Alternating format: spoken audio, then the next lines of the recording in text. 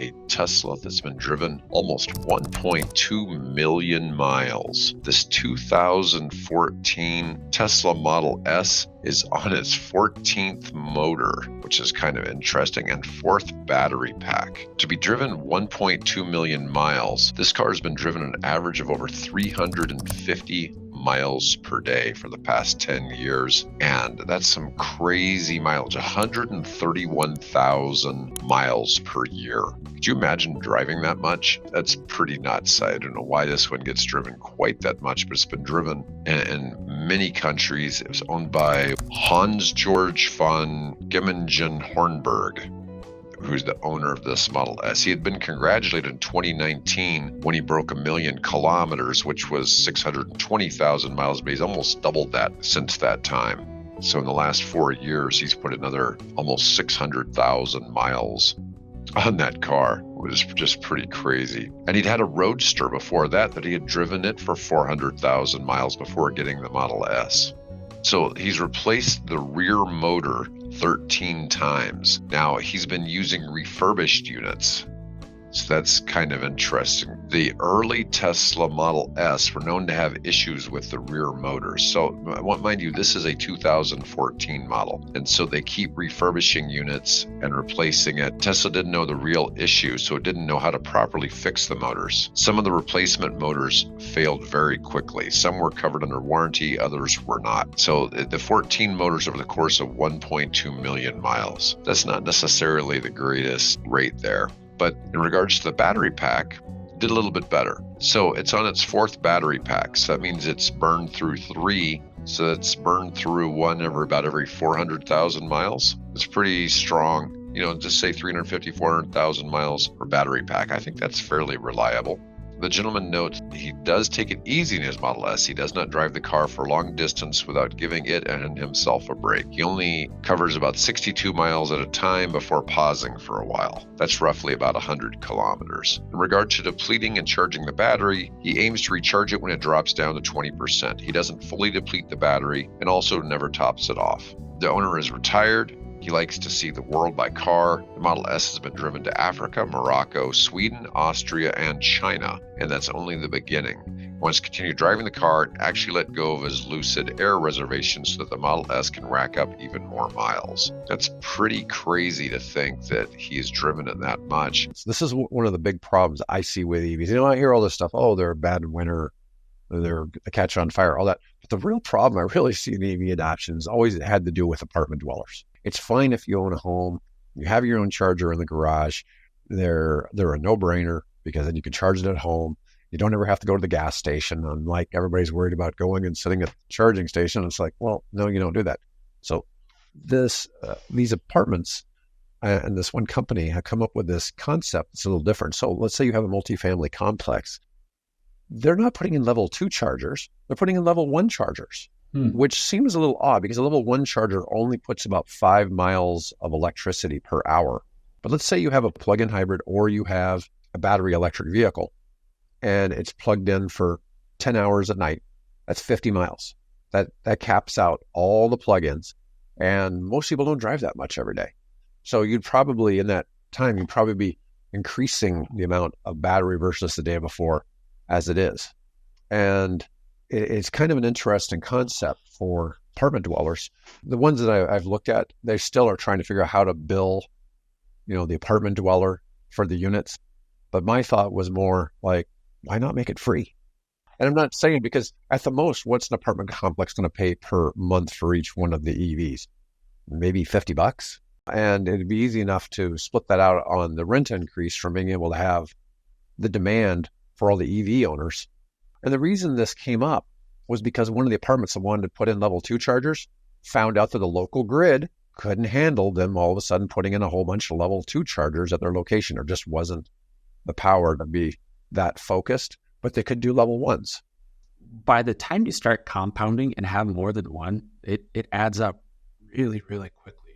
And I know this is level 2 talk, but even those Tesla supercharging stations and what those look like, it's a box store's worth of load around here. We've had them partner with a local grocery chain, Hy-Vee, and put them in. That effectively they're doubling the capacity requirement for a grocery store with the freezer section and everything like that. One of the things that people get caught with a little bit in those situations is the way higher bill demands are structured. They have a demand charge, which ratchets up. So whatever your top demand was throughout the year, you get charged that every single month. What we're starting to see with these EVs popping in, they ratchet up that demand charge, and people weren't necessarily calculating on that. So, well, it's like what you said, energy. Like, oh, it's $50. Well, it's not much. We're not going to take much energy cost in this. But those demand charges, gosh, they're a couple of bucks a kilowatt in cases. So adding a 250 kilowatt supercharger there, well, that's an extra $1,000 a month you're paying in just a demand charge to incorporate something. So I could see that from an apartment standpoint where we don't want to put in level 2s that have a higher demand. Let's keep our total demand charge a little bit down. It's just that you put in the level 1s. I mean, a level 2 would be nice, but you think about it, if the people then go, if they really have to go on a trip, they could always go to a level 3 charger somewhere and fast charge. I mean, I see lots of people who have at their offices, they'll have a level 2 charger outside to charge up their car while they're at work and different things like that. It's not super common, but you're starting to see it more and more. But I really liked the concept because, like I said, if you're only putting 40 to 60 miles worth of charge on the car, you're probably not going to burn that off. Yeah. And hopefully that's the way it ends up. You're using less than you're able to charge, even with a level 1. And over time, you build your battery back up. So you do have it at full strength. Consumer Reports did not like Rivian vehicles, and they reported the Rivian R1S as being one of our least favorite cars we tested in 2023. That I find that really fascinating because I've seen other people who do car reviews that say that the Rivian R1S is the best SUV they've ever tested. They are expensive. Okay, there's no question, when you're talking a $80,000 to $100,000 SUV, but it ought to be nice. But people say it's nicer than a Range Rover, and it has 835 horsepower. I mean, what a crazy powerful vehicle. I think they have a 400-mile range. There's a lot of things to go for it. But in their annual survey of readers, Rivian topped the list by a commanding margin. But their own reviewers didn't like it. In this year's ranking, Rivian was the only brand out of 29 to reach a satisfaction score of 5 out of 5. 6 other brands were 4 out of 5, the biggest chunk of brands receiving a score of 3. The satisfaction score and the percentage of owners who would buy again, 86% was far and away number 1. Mini was 77%, which I wouldn't be surprised that Mini was second. I would certainly consider owning a Mini again. I bought one for one of my kids 10 years ago, and, it was a fun car to drive, but it rides rough. If you're okay with the rough ride, but it is really fun to drive because you can take corners there's just nothing that corners like a Mini. It's really quite amusing. But like BMW, was third. Now, they're number 1 in DUIs here in the United States, though. But it's interesting to see this. So it seemed very inauthentic to have the reviewers from Consumer Reports, their professional reviewers, didn't like it. Look at where Mercedes-Benz came, 59% down there. Wow.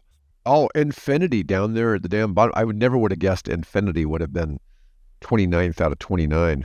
That's pushing it a lot. Now, interestingly, so we got 2 EV-only manufacturers in the top 5. That's really saying something. I don't know that we have any other all-EV companies on this list.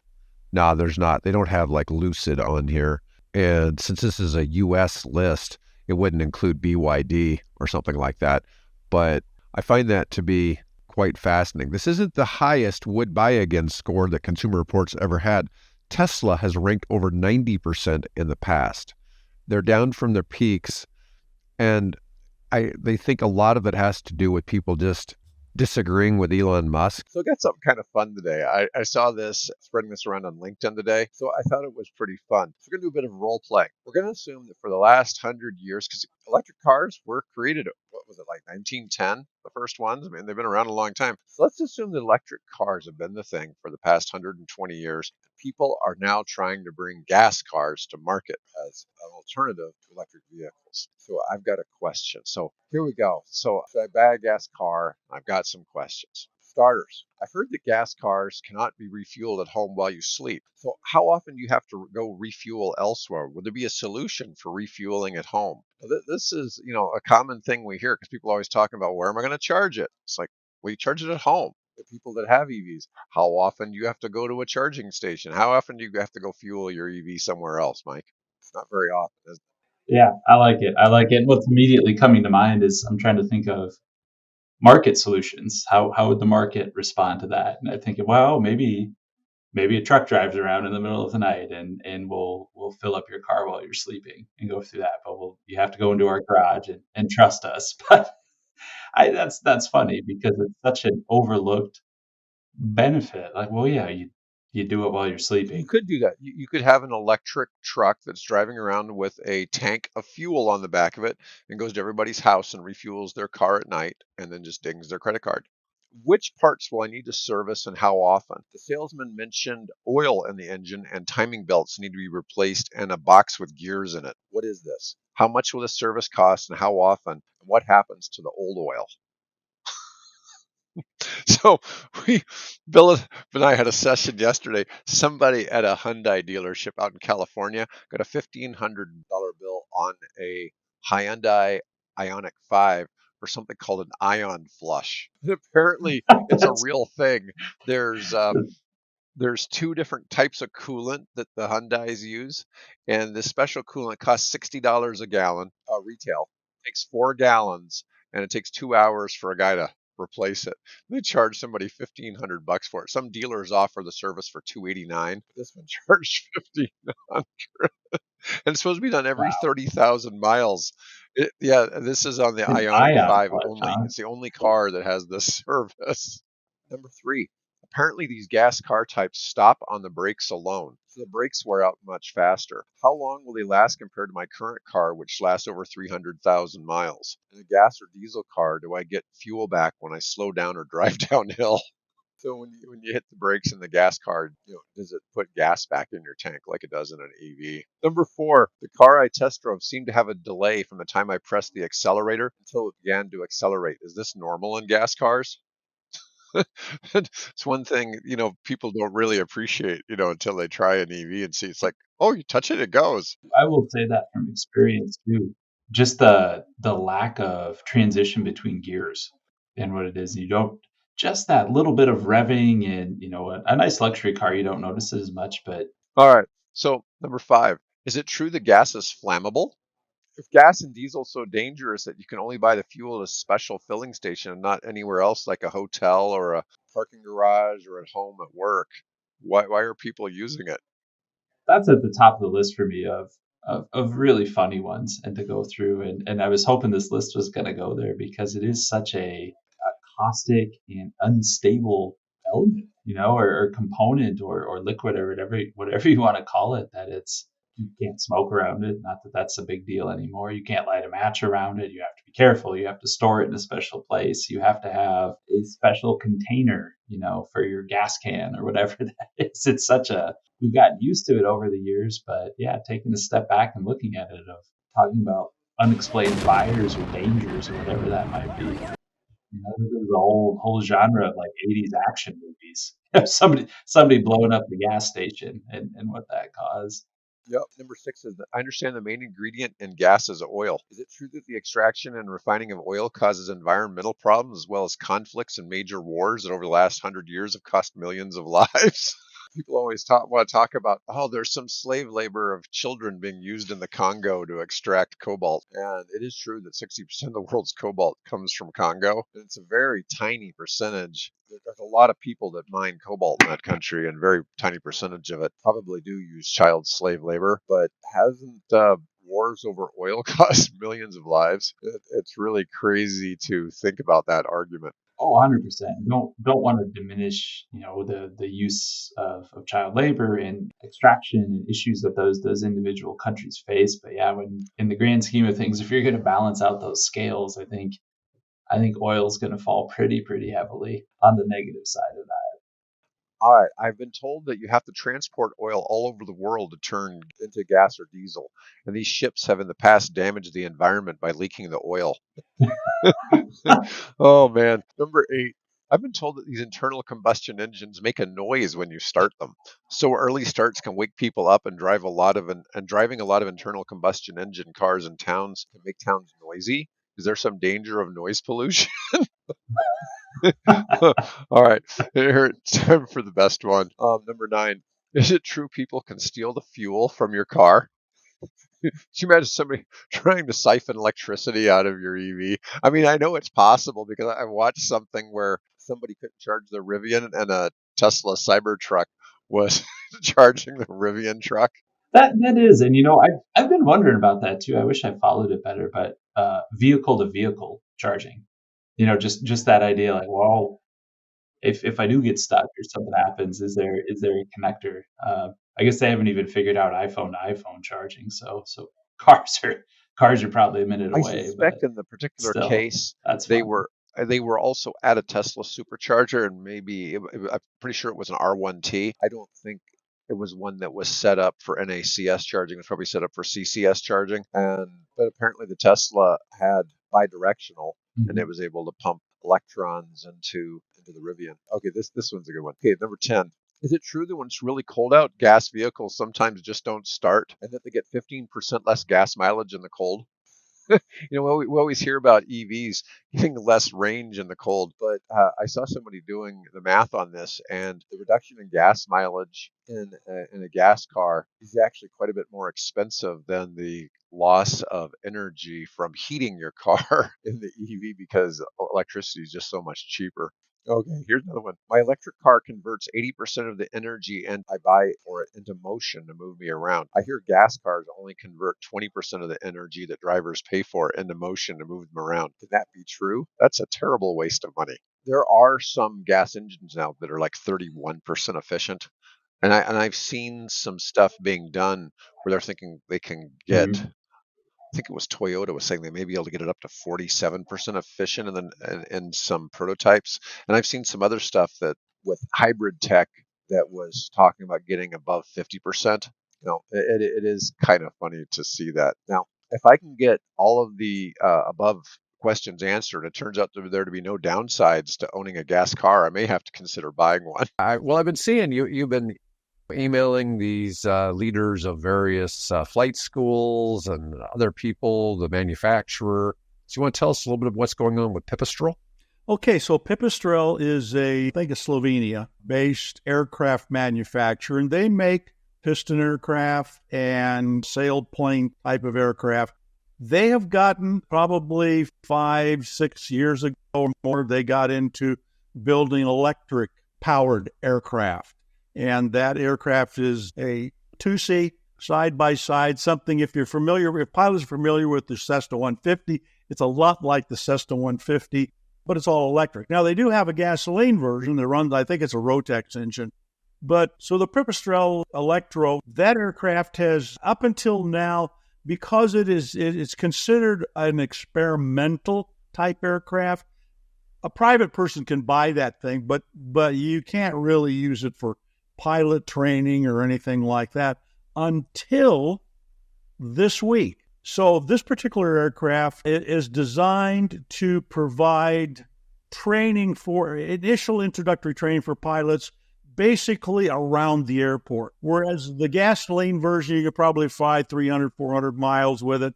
This aircraft, you're going to be hard-pressed to get outside of a range of roughly 100 miles because of the battery. The battery is a 24 kilowatt-hour battery, which is the same size battery that's in my Fiat 500e. Just like my Fiat is not a cross-country car, the Pipistrel Electro is not a cross-country airplane, but it is ideal for introductory pilot training, flying and doing what we call touch and go, where you line up and land, and you just get that, because the most dangerous part of any flight is takeoff and landing. And so that's where you really need to hone your skills is to get that down.